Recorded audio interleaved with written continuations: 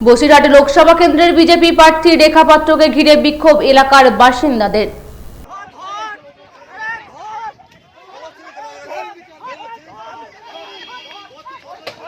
বসিরহাট লোকসভা কেন্দ্রের বিজেপি প্রার্থী রেখা পাত্রকে ঘিরে বিক্ষোভ এলাকার বাসিন্দাদের। গত শনিবার বসিরহাটের রাজেন্দ্রপুর গ্রাম পঞ্চায়েতের খড়িডাঙ্গা এলাকায় বিজেপির দেওয়াল লিখনকে কেন্দ্র করে মারামারি হয়। এই ঘটনায় কালিদাস বাসার নামে এক বিজেপি কর্মী আহত হয়। আহত ওই বিজেপি কর্মীর বাড়িতে আজ মঙ্গলবার আসেন বসিরহাট লোকসভা কেন্দ্রের বিজেপি প্রার্থী রেখা পাত্র। সেখানে তিনি এসে এলাকার বাসিন্দাদের উদ্দেশ্যে ও এলাকার তৃণমূল কর্মীদের উদ্দেশ্যে কুরুচিকর মন্তব্য করেন। এলাকার তৃণমূলের কর্মীদের দাঙ্গাবাজ, দুর্নীতিবাজ বলে তিনি কটাক্ষ করতে থাকেন। তখন এলাকার মহিলারা ক্ষিপ্ত হয়ে ওঠেন। তখন রেখা পাত্রকে ঘিরে বিক্ষোভ দেখাতে থাকে এলাকার মানুষেরা।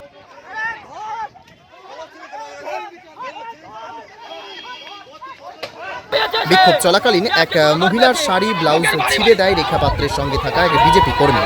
এরপর ক্ষিপ্ত হয়ে ওঠেন এলাকার বাসিন্দারা। তারপর এলাকার বাসিন্দারা রেখা পাত্রকে ঘিরে লাঠি সোঁটা নিয়ে বিক্ষোভ দেখাতে থাকেন। এমনকি রেখা পাত্রের সঙ্গে থাকা অর্চনা মজুমদারকেও লাঠিপেটা করেন এলাকার ক্ষিপ্ত মহিলারা।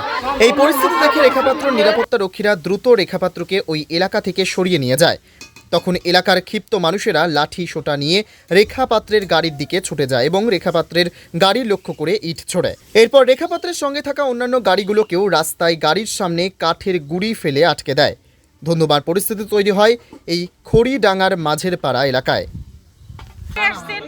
এবং উনি সঙ্গে করে যে ছেলেটাকে নিয়ে এসেছেন, এসে আমাদের গ্রামের মহিলাদের গায়ে হাত দিয়ে মহিলার ব্লাউজ ছিঁড়ে নিয়ে শাড়ি ছিঁড়ে নিয়ে বুকের স্থান টিপে ধরে রেখাপাত্রের সঙ্গে পালিয়ে গেল। রেখাপাত্র তাকে গাড়িতে তুলে নিয়ে চলে গেল।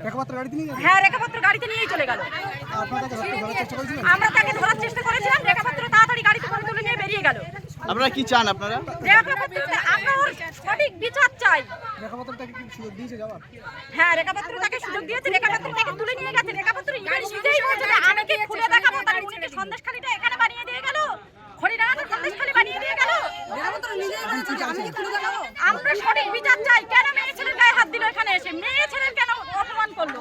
মেয়ে ছেলের শাড়ি ছিল, ব্লাউজ ছিল, কেন? আমরা এর প্রতিবাদ চাই, এক্ষুনি চাই। আমাদের শান্তিপূর্ণ গ্রাম, আমাদের গ্রামে কোনো ঝামেলা নেই, কোনো ঝামেলা নেই, একদম পুরো শান্তিপূর্ণ।